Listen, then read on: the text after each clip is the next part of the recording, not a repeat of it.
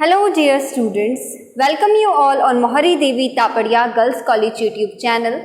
Today in this video lecture, we are going to continue with our poem and our poem name is On the Receipt of My Mother's Picture, which is written by the famous poet William Cowper. So William Cowper's lifespan time is 1731 to 1800 and this poem was published in 1798.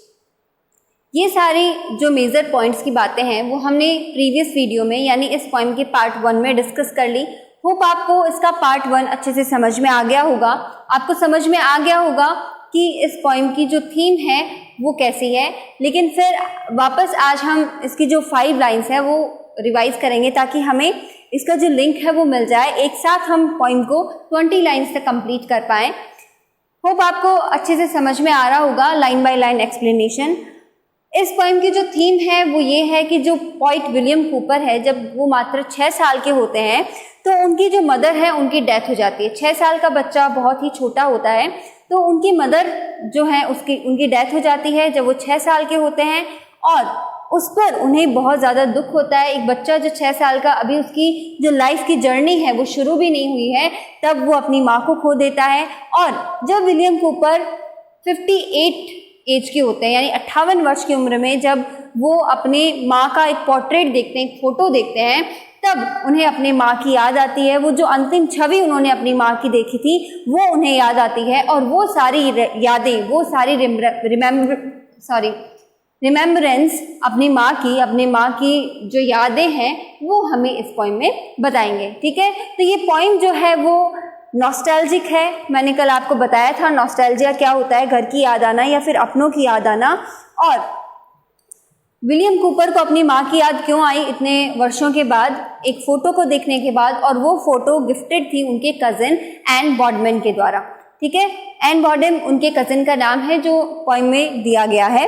तो चलिए अब हम अपनी जो poem है उसे line by line explain करना शुरू करते हैं। Oh that those lips had language, life has passed। अब यहाँ पे कौन से लिप्स की बात की जा रही है? ये वाली लाइंस मैंने कल आपको समझाई थी, आज फिर से समझा रही हूँ।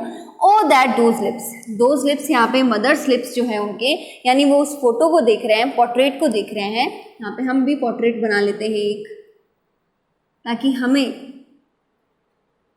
पोएम पढ़ते हुए किसी भी तरह की कोई कंफ्यूजन क्रिएट ना हो। हमने कल भी एक पोर्ट्रेट बनाया था, आज भी हम एक पोर्ट्रेट, सिंपल सा पोर्ट्रेट जो है वो ड्रॉ कर लेते हैं।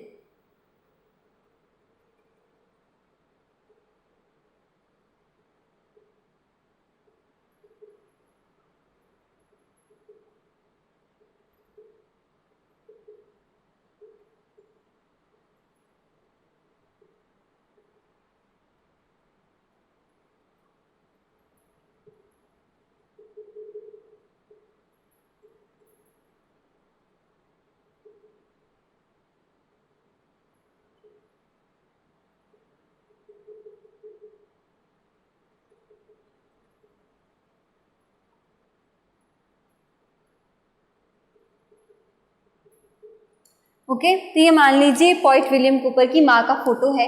ठीक है, मैंने कोशिश की है ठीक ठाक ड्रॉ करने की।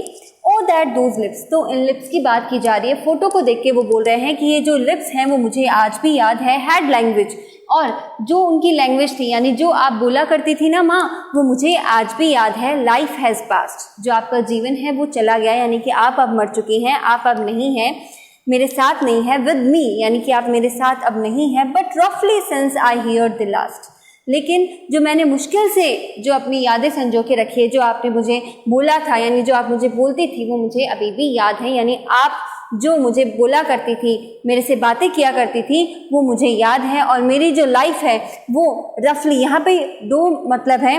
लाइफ हैज़ पास्ट से एक मतलब उनकी माँ की लाइफ का भी लिया गया है, एक लाइफ यहाँ पे लिया गया life has past with me. With me means मेरी जो लाइफ है वो रफली अब तक बीत चुकी है, यानी आपके बिना मेरी जो लाइफ है वो रफली हुई है और बीत चुकी है। दोज लिप्स आर दाइन, और ये जो वो लिप्स हैं, दाई ओन स्वीट स्माइल आई सी, और इनकी जो वो स्माइल थी वो मुझे आज तक भी याद है। यानी जो मैंने आपको देखा था ना, मैं जब 6 साल का था और मैंने आपको देखा था, वो सारी चीज़ें आपकी मुझे आज भी याद है कि किस तरह से माँ आप स्माइल किया करती थी, किस तरह से माँ आप मुझसे बोला करती थी, वो सारी चीज़ें मुझे याद है। The same that oft in childhood solaced me, voice only fails, else how distinct they say, grieve not my child, chase all thy fears away। और मुझे वो सारी चीज़ें भी याद है जो आप मेरे बचपन में मुझे बोला करती थी। The same that oft in childhood, यानी वही सारी बातें जो आप, मैं बच्चा था तब मेरे चाइल्डहुड में मुझे बताया करती थी, बोला करती थी। क्या क्या बोला करती थी? Voice only fails else how distinct this से, यानी आप जब मुझे ये कहा करती थी, ग्रीव नॉट माई चाइल्ड, यानी दुखी मत हो मेरे बच्चे, chase all thy fears away, ये तुम्हारे जितने भी डर भय जो भी है ना, ये सब क्या करेंगे, एक दिन तुमसे दूर हो जाएंगे। The meek intelligence of those dear eyes, और आपकी आंखों की जो इंटेलिजेंस है, जो मीक इंटेलिजेंस है आपके अंदर की, bless the art that can immortalize, वो भी इमॉर्टलाइज हो जाए, ऐसी मेरी कामना है। The art that baffles time tyrannic claim to quench it, here shines on me still the same, यानी कि आपकी जो भी बातें हैं, आप मुझे जो भी सिखाती थी, वो मुझे आज तक याद है माँ, और आपकी सारी बातें, आपकी सारी यादें, आपकी हंसी, आपकी लैंग्वेज, मुझे सब कुछ याद है। तो वो अपनी माँ को यहाँ पे याद कर रहे हैं। जब एक छोटा सा 6 साल का बच्चा होता है, उसकी लाइफ की जर्नी भी अभी शुरू नहीं हुई है, और उस समय वो अपनी माँ को खो देता है, तो उसे बहुत ज़्यादा दुख होता है, और विलियम कूपर भी उसी स्टेज से गुजरे हुए हैं। चलिए अब लाइन 11 पे चलते हैं।